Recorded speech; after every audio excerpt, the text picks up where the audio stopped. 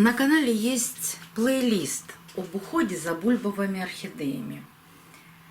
Я рассказываю там и про анцидиум, и про дендрофаленопсисы, и про котлеи, и про дендробиумы нобели. Так что, если у вас есть такие орхидеи, и вы не знаете, как с ними дальше поступить, смотрите, может быть, для вас будет полезная информация, которая содержится в этом плейлисте. Ссылку на него оставляю в правом верхнем углу экрана.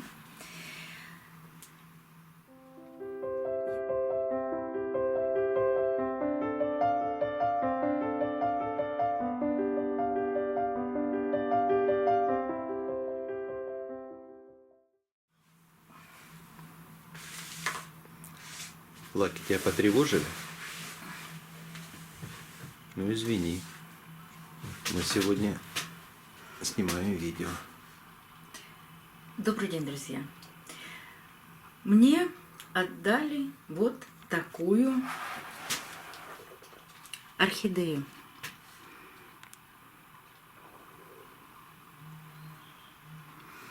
Я ее сразу извлеку из горшка для того, чтобы рассматривать и показывать вам, что же это за орхидея.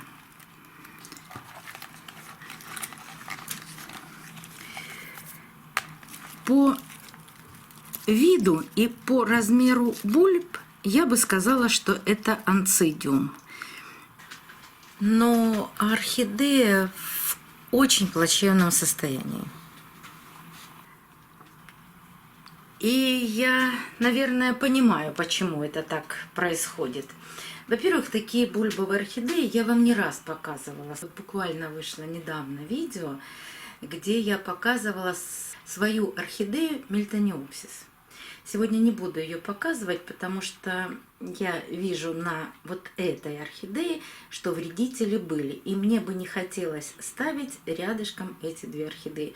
Но фотографию, как она начинает цвести, мы рядышком поставим. А уже покажу, когда полностью распустятся все 5 цветоносов. Хотя прошлое видео, когда мы его снимали, я сказала, что 4 цветоноса у нее. Но когда закончили снимать, я нашла еще один цветонос, поэтому их сейчас 5. И вот когда распустится, тогда я покажу, очень красиво будет цвести.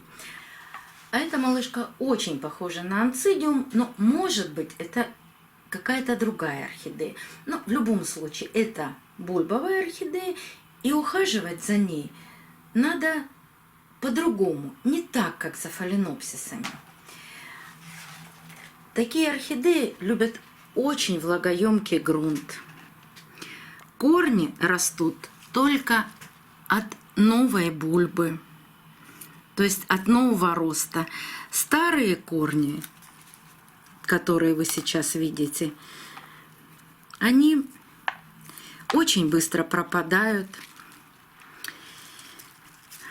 Если бульба усохла, вот так как здесь, восстановить ее не удастся. У таких орхидей есть общий корень, ризома. Видите, каждая бульбочка начинает расти рядом с предыдущей. И вот этот общий корень и называется ризомой. И когда бульба вот так усыхает и желтеет, то расти она уже явно не будет. Дождаться от нее нового роста не получится. И еще заметно, что на листьях поработал клещ. Видите вот эти серебристые покусы? Вот так работает клещ. Но я посмотрела в микроскоп, клеща как такового на орхидее нет. Но на всякий случай я ее уже успела обработать препаратом Sunmite Profi. Видно, что клещ был. Еще клещ является разносчиком каких-то заболеваний. И вот эта пятнистость на листьях, на старых листьях, Вот эти черные точки. Это могут быть грибковые заболевания. Надеюсь, что это не вирусы и не бактериальное заболевание. Но после посадки орхидеи и еще одной обработки от клеща я обязательно эту малышку обработаю вот таким препаратом Топсин М. Топсин М борется с болезнями, именно с болезнями цветов, естественно, овощей, других культур, парша, серая гниль, корневая гниль. Надеюсь, что справится и с грибковыми заболеваниями. Мне нравится этот препарат, я применяю его на своих орхидеях в тот момент, когда вижу или черные пятна, или вот такие мокрые пятна. У моих орхидей это бывает очень редко. Но бывает. Все бывает. Что же можно сделать с этой орхидеей? Вот эти – это мертвые бульбы. И я их сразу отрежу. Здесь 3 бульбочки. Вот так по ризоме можно отделить, и даже сажать бесполезно. А вот эти, 1, 2, 3, даже посчитать сложно. Знаете почему? Потому что вот эти маленькие бульбочки, они не набрали в себя влаги. Даже бульбу она не смогла вырастить и напоить влагой и набрать вот этой влаги в себя для того, чтобы бульбочка была такая плотная, толстенькая, гладенькая. То есть, не было возможности у этой орхидеи получить достаточное количество влаги. А вот эти старые бульбы, они как раз-таки отдавали все свои питательные вещества и всю влагу, чтобы вырастить что-то новое, молодое. Даже это молодое растет очень плохо. Корни пытается вырастить, но запаса сделать не может. А такие орхидеи всегда должны расти минимум с 3 бульбами, потому что они вот по этому корню, по этой ризоме передают друг другу все питательные вещества. И вот она новая. Смотрите как. Новая бульбочка, новый ростик, который очень хочет вырасти. И даже корешки пустил. Но возможности на данный момент у нее нет.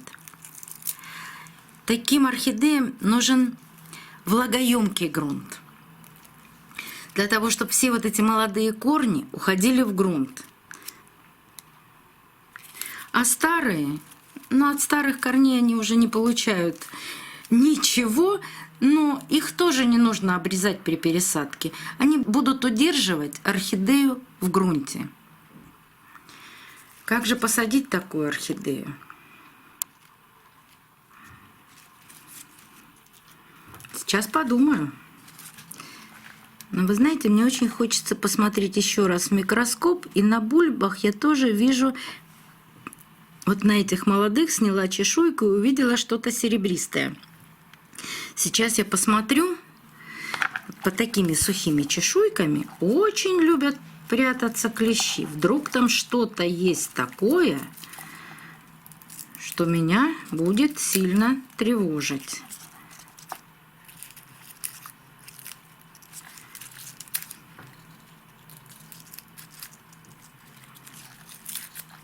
Сейчас, 1 секунду.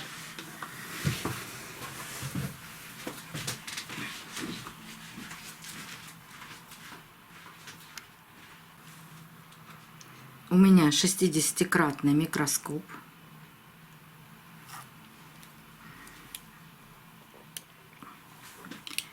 Включаю и внимательно осматриваю бульбу орхидеи.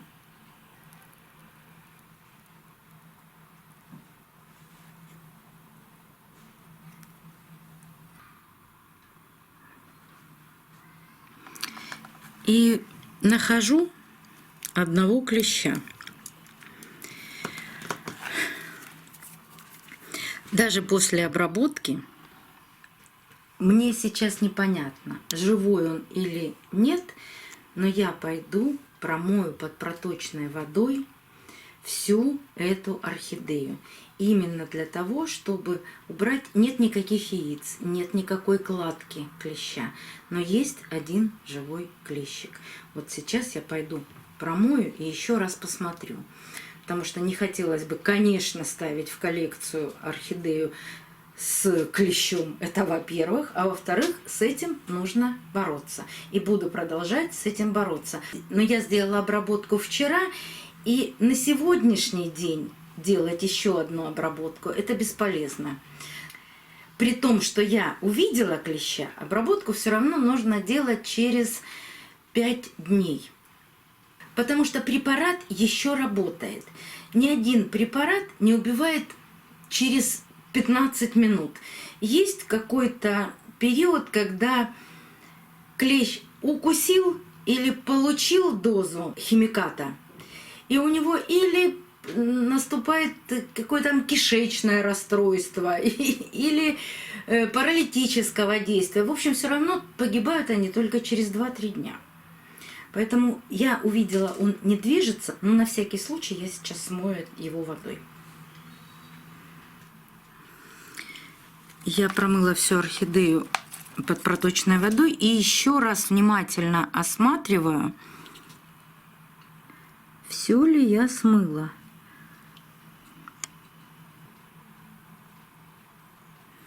Да, на данный момент видимого ничего нет, но обработку я обязательно сделаю, и еще и не одну. Потому что и вот в листьях орхидеи тоже может быть клещ. Теперь, как же нам поступить с посадкой? Для такой орхидеи нужен очень влагоемкий грунт. Можно применять кокосовые чипсы, торф. Если у кого-то есть такие орхидеи и покупали, знаете, что бульбовые орхидеи чаще всего растут, например, дендрофаленопсисы, в кокосовых стаканах, во-первых, а во-вторых, в очень влагоемком грунте. Там коры минимальное количество, в основном это торф. Но торфа, к сожалению, у меня на данный момент нет, как и кокосовых чипсов. У меня только есть мелкая кора фракции 8-13 и циафлора. Но мои бульбовые орхидеи прекрасно растут и в циафлоре, и с добавлением пеностекла, и с добавлением керамзита. Но такую малышку я посажу в чистую кору с добавлением циафлора. И как только приобрету или торф, или кокосовые чипсы, ну, постараюсь каким-то образом добавить. А может быть и пересадить. Ну, посмотрим. Тут главное заставить ее растить корни. Они есть, вот эти зачатки корней, и есть вот именно вот эти зеленые корешки. Вот они будут дальше подрастать у этих орхидей, особенно вот на этом молодом росте. А вот эти две бульбы, они погибнут, они уже полумертвые. Но пока отрезать их не буду. Даже если они будут глубоко посажены в грунт, когда они сами полностью засохнут, тогда я их и уберу. Для таких орхидей можно использовать и нужно использовать непрозрачные горшки. У меня есть вот такой квадратный горшочек, и посадить,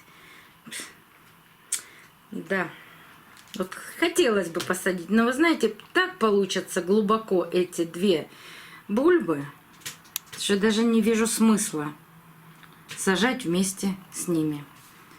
Так что и эти две бульбы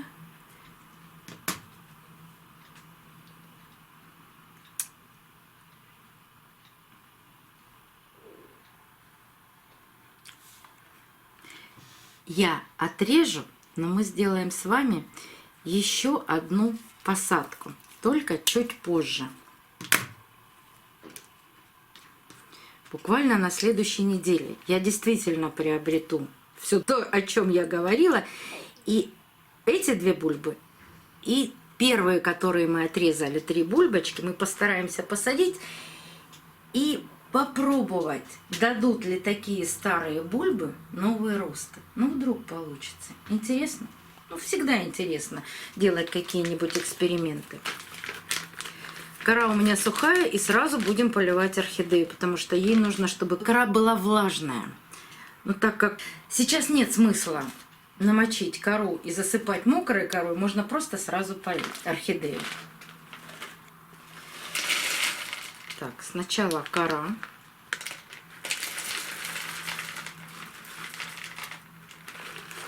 Потом ближе к корням цеофлора.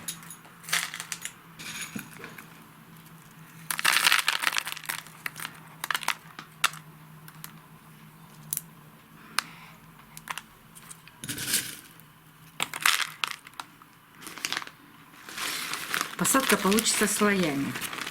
Опять кора.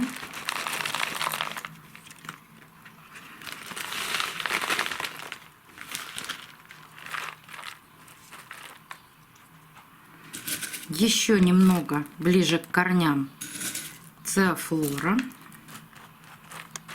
Все равно одна бульба получается глубоко.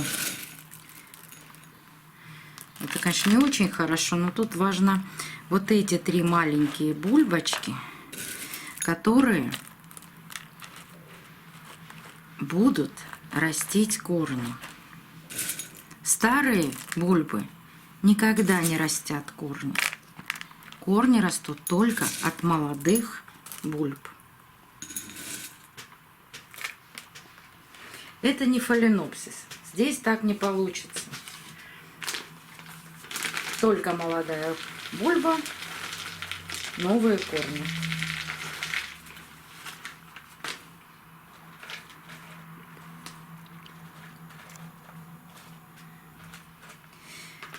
Что мне в этой посадке важно? Мне очень важно, чтобы кора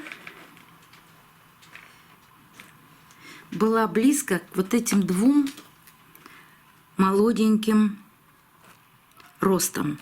Вот именно они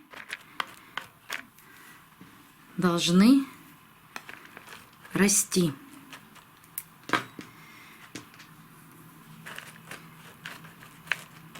Вот так. Юлечка. Юлька. Пришел, ушел. И сразу делаю полив. У таких орхидей грунт пересыхать полностью не должен. Он должен всегда оставаться немного влажным. Только тогда будут расти вот эти маленькие тонкие корни и не пересыхать. Это очень важно для бульбовых орхидей.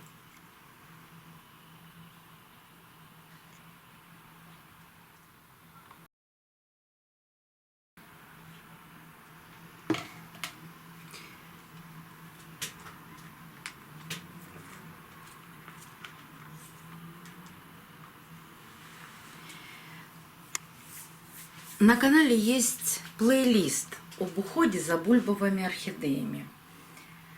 Я рассказываю там и про анцидиум, и про дендрофаленопсисы, и про котлеи, и про дендробиумы нобели. Так что, если у вас есть такие орхидеи, и вы не знаете, как с ними дальше поступить, смотрите, может быть, для вас будет полезная информация, которая содержится в этом плейлисте. Ссылку на него оставляю в правом верхнем углу экрана. Я налила воду, и орхидея постоит целый час в воде. Ну, во-первых, корни почти сухие, они не набирают в себя влагу так, как корни фаленопсиса. Мне важно, чтобы кора, которая действительно очень сухая, ну, хоть немножко набрала в себя воды, и полив буду делать или опрыскивать верхнюю часть коры, куда должны тянуться и расти новые молодые корешки. Или же, в зависимости от того, как будет просыхать кора, каждые 4-5 дней делать вот такой полив и смотреть динамику роста. Но раз я увидела клеща, обработка от клеща еще будет. Надо на орхидеи сначала уничтожить всех вредителей, потом полечить топсином, и только тогда орхидея сможет расти, потому что вредители высасывают все соки из орхидеи всегда. Болезни тоже, болезни не способствуют развитию орхидеи. Нужно вредители, болезни, и может быть потом орхидея воспрянет духом, оживет и пойдет в активный рост. Очень бы этого хотелось. А вот эти две, то, что у нас осталось от этой орхидеи, я внимательно рассмотрела. Конечно, с вредителями, с болезнями здесь будет та же самая борьба. Но на одной из орхидей, вернее, на одной из бульб, я заметила, что и отсюда может пойти новый ростик. Вот он маленький, еле заметный, но можно попробовать посадить и эти сухие бульбы. Но хватит ли у орхидеи сил, мы сейчас с вами не определим. Только опытным путем. А так и избавлять от вредителей, и лечить от болезней, все это нужно делать. Но эти бульбы я, наверное, все-таки приобрету кокосовые чипсы, или торф, и сделаю еще одну посадку. Вполне возможно, что вам покажу, но вдруг что-нибудь получится. Всегда интересно, во-первых, возрождать орхидеи, а во-вторых, интересно экспериментировать. Не часто из такого сухого материала что-то получается, а вдруг? Чудеса тоже случаются. И, конечно, буду вам рассказывать, что происходит с этой орхидеей, восстанавливается она или нет. До новых встреч, друзья. Увидимся на канале.